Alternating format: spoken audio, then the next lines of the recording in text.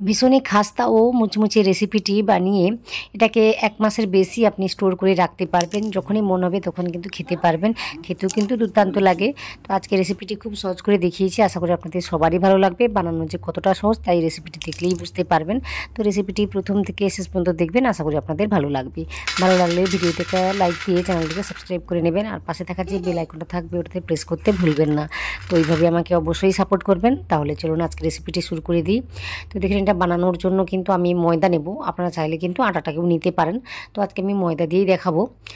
তো খুব সহজ করে দেখিয়েছি। ভিডিওটি প্রথম থেকে শেষ পর্যন্ত দেখবেন। বারবার আমি একই কথাই বলছি। তো আমি কি করেছি, একটা বাটিতে করে জল নিয়েছি। তো নেওয়ার পর ওখানে আমি 1.5 চামচের মতো চিনিটাকে দিয়েছি। তো এই রেসিপির মধ্যে একটু কি বলবো, মিষ্টি দিলে খেতে ভালো লাগে, যে কারণে আমি একটু অল্প করেই দিয়েছি চিনিটা, 1.5 চামচের মতো দিয়ে না ওই জলের মধ্যে মিশিয়ে এখন রেখে দিচ্ছি। তারপর একটা পাত্রতে করে আমি কি করেছি, 2 বাটি ময়দা নিয়েছি। এখানে একটা কাপ মেপেও নিতে পারেন। তো এখানে 2 বাটি মতো আমি ময়দা নিয়েছি, সাথে কালো জিরে, তারপর একটু জোয়ান দিয়েছি। জোয়ানটা দিলে খেতে ভালো লাগে, তাছাড়া হজমের জন্য ভালো, যে কারণে আমি দিয়েছি, 1 চামচ করেই দিয়েছি। তারপর পরিমাণটা বুঝে শুনে আমি লবণ দিয়েছি। তারপর একটু তেল দিয়েছি, একটু না একটু বেশি করেই তেলটাকে দিতে হবে। আমি এখানে 3 থেকে 4 চামচের মতো তেলটাকে দিয়েছি। আপনারা চাইলে এখানে ঘিটাকেও দিতে পারেন, ভীষণই খাস্তাভাবে তাহলে তৈরি হবে। তো তেলটাকে অবশ্যই একটু বেশি করে দিতে হবে। দেওয়ার পর সব কিছুকে ভালোভাবে মিশিয়ে নিতে হবে। মিশিয়ে নেওয়ার পর দেখাচ্ছি কী করতে হবে। খুব বেশি নরম করে বা খুব বেশি শক্ত করে কিন্তু এই ডোটাকে আমি মাখবো না।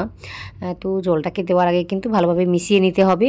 আর যখনই দেখবেন ময়দাটা ভেজা ভেজা লাগছে বা একটা সুন্দর করে মুঠের মধ্যে চলে আসছে বা দোলা পাকিয়ে যাচ্ছে, তখনই বুঝতে হবে যে জিনিসটা ভালোভাবে মাখানো হয়েছে বা তেলের পরিমাণটা ঠিকঠাক আছে। তো একটু বেশি করে দিয়ে তেলটাকে ভালোভাবে মিশিয়ে নিয়েছি। মিশিয়ে নেওয়ার পর এখানে আমি জল দিয়েছি, অল্প করেই দিয়েছি। প্রথমে যে চিনি মেশানো জলটা ছিল ওটাই আমি দিয়েছি। দিয়ে দেখব যদি জলটা আরও লাগে তাহলে আমি পরে আরও দেবো। তো বুঝে শুনেই দিচ্ছি। দেখুন আমি আরও 1-2 চামচের মতো জলটাকে দিয়েছি। দিয়ে না একটা মিডিয়াম সফট বা কি বলবো, একটু শক্তই হবে ডোটা। তো ওইভাবে ডোটাকে মেখে নিতে হবে। তো দেখতেই পাচ্ছেন কীভাবে আমি কাজটি করেছি। খুব বেশি শক্ত করেও আমি কাজটি করিনি। তো এইভাবে মেখে নিয়েছি। মেখে নেওয়ার পর এটাকে না আমি কি করব, ঢেকে রেখে দেবো ওই 10 বা 15 মিনিটের জন্য। এইভাবে রেখে দিলে কিন্তু সুন্দরভাবে সফট হয়ে যাবে বা সেট হয়ে যাবে। তো আপনারা দেখতে পাবেন। তো এখানে দেখতেই পাচ্ছেন ওই 15 মিনিট পরেই কিন্তু আপনাদের আমি দেখাচ্ছি। দেখুন খুব সুন্দরভাবে কিন্তু সফট হয়ে গিয়েছে, মোলায়েম হয়ে গিয়েছে। তাও আমি কি করেছি, একটু সময় নিয়ে মেখে নিয়েছি। মেখে নেওয়ার পর এখান থেকে কয়েকটা লেচি আমি তৈরি করে নিচ্ছি বেলে নেওয়ার জন্য। তো আমার কাছে বেলনি কাঠটা ছোট, যে কারণে আমি ছোটো ছোটো করে কাজটি করছি। আপনারা চাইলে কিন্তু একসঙ্গে অনেকটাই বেলে নিয়ে কাজটি করতে পারেন। তো কীভাবে কাজটি করতে হবে আমি দেখিয়ে দিচ্ছি। তো এখানে মোটামুটি এভাবে কয়েকটা লেচি আমি তৈরি করে নিয়েছি, তারপরে একটা নিয়ে বেলে দেখাচ্ছি। তো যেহেতু একটু শক্ত করে মাখানো হয়েছে সেজন্য কিন্তু সেভাবে কিছু ময়দা বা আটা লাগবে না। আর যদি দেখেন একটু পাতলা করে মেখে নিয়েছেন তাহলে একটু শুকনো ময়দা বা আটা ছড়িয়ে কাজটি করতে পারেন। তো এইভাবে কাজটি করে নিলে কিন্তু সহজে হয়ে যায়। আর যেহেতু ময়দা দিয়ে কাজটি করা, এতে করে কি বলবো, একটু সময় লাগবে বেলতে। আর এটা যদি আটা দিয়ে বানাতেন কিন্তু কি বলবো, খুব সহজেই বেলা যায় আর খুব তাড়াতাড়ি কাজটি হয়ে যায়। তো দেখতেই পাচ্ছেন এখানে আমি এইভাবে কাজটি করে নিয়েছি। একটু পুরু রেখে বা কি বলবো, খুব বেশি পাতলা আমি করিনি, তাই আমি বলছি একটু পুরু রেখে। তো এইভাবে কাজটি করে নিয়েছি। তারপর একটা ছুরি দিয়ে সাইডগুলোকে এইভাবে কেটে নিচ্ছি। তো এইভাবে কাজটি করে দেখাচ্ছি ঠিক কীভাবে জিনিসটাকে তৈরি করতে হবে। এটা বানানো খুবই সহজ। এই পর্যন্ত যা কাজ, তারপর কিন্তু সেভাবে কিছু কাজটি নেই। তো আশা করি আপনাদের রেসিপিটি ভালো লাগবে।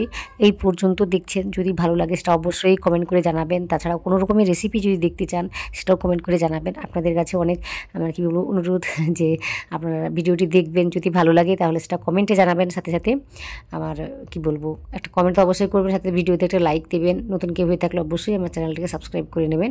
তো এই কাজগুলো করবেন, অনেক আশায় থাকি, তো অবশ্যই করবেন। তো এখানে দেখুন আমি সাইডটাকে কেটে নেওয়ার পর এইভাবে ছোটো ছোটো পিস করে আমি কেটে নিয়েছি। দেখতেই পাচ্ছেন কীভাবে আমি কাজটি করেছি। তারপর একটা নিয়েছি, নিয়ে না এইভাবে দেখুন মোটামুটি 2টি কিনারা ধরে আমি এইভাবে একটু সেট করে দিয়েছিলাম। তারপরে আবারও আমি একরকমভাবে উল্টো দিকে ঘুরিয়ে 2টো কিনারা এইভাবে সেট করে দিয়েছি। তো একটু প্রেস দিয়ে কাজটি করতে হবে, এতে করে কিন্তু ভালোভাবে আটকে যায়, না হলে কিন্তু কী বলবো পরে খুলে যায়। তো আপনারা দেখতে পাবেন সব কিছু। তো দেখুন এইভাবে 2টো কিনারা আমি প্রথম আটকে দিয়েছি, তারপর উল্টে দিয়ে আবার 2টো কিনারা এইভাবে আমি আটকে দিয়েছি। খুবই সহজ একটি কী বলবো ডিজাইন। তো এইভাবে আপনারাও বানাতে পারবেন, খুব সহজে হয়ে যাবে। তো এই কোটাই আমি বানিয়েছি প্রথমে। এগোটা ভেজে দেখাই, তারপর দেখাচ্ছি কী করতে হবে। এখানেই কিছু নিয়ম রয়েছে, এইগুলো জানলেই কিন্তু এই রেসিপিটি খুব সহজে একদম পারফেক্টভাবে তৈরি করে নেওয়া যায়। এভাবে ভেজে নিলে কিন্তু আপনি মাসের পর মাস ধরে এটাকে স্টোর করে খেতে পারবেন। তো এখানে আমি কি করেছি, তেলটাকে গরম করে নিয়েছি, বলতে একদম হালকা গরম করে নিয়েছি, বেশি কিন্তু গরম করে নেওয়া যাবে না, লো আঁচেই গরম করতে হবে। গরম করে নেওয়ার পর এইগুলোকে দিতে হবে। তো দেখতেই পাচ্ছেন এইভাবে কাজটি হয়েছে। এইগুলোকে দেওয়ার পর আমি 1 মিনিট ধরে কিন্তু অপেক্ষা করেছি, তারপর এগুলোকে আমি উল্টে দিয়েছি। তো একই রকমভাবে উল্টে দেওয়ার পর আমি আরও 1 মিনিট একই রকমভাবে লো আঁচে এভাবে কাজটি করে নেব। তারপর আমি কি করব, একদম মিডিয়াম আর লোয়ের মাঝামাঝি রেখে দেবো। মিডিয়াম কিন্তু করব না, মিডিয়াম লোয়ের মাঝামাঝি রেখে কাজটি করলে খুব তাড়াতাড়ি কাজটি হয়ে যাবে, অথচ বেশি তেলও টানবে না। তো আপনারা দেখতে পাবেন আর কালারটা একদমই পারফেক্টভাবে আসবে। তো দেখতেই পাচ্ছেন এইভাবে আমি মিডিয়াম আর লোয়ের মাঝামাঝি রেখেই ভেজেছি। এতে করে কিন্তু ভেতর থেকে ভালোভাবে ভাজাটা হয়ে যায়, কালারটা সুন্দরভাবে চলে আসে। আর দেখুন এই রেসিপির গায়ে কিন্তু সেভাবে কী বলবো আমি ঠিক খুঁজে পাচ্ছি না, একদম মসৃণভাবে কাজটি হয়েছে, সেটাই আমি বলতে চাইছি। তো আশা করি আপনারা বুঝতেই পারছেন আমি কি বলতে চাইছি। তো একদম মসৃণভাবে কিন্তু ভেজে নেওয়া যায় এইভাবে কাজটি করলে, কোনো সময় কিন্তু মিডিয়াম বা আমি হাই করে ভাজিনি। তো দেখতেই পাচ্ছেন এইভাবে আমি কাজটি করে নিয়েছি। তো আশা করি আজকের রেসিপিটি আপনাদের ভালো লেগেছে।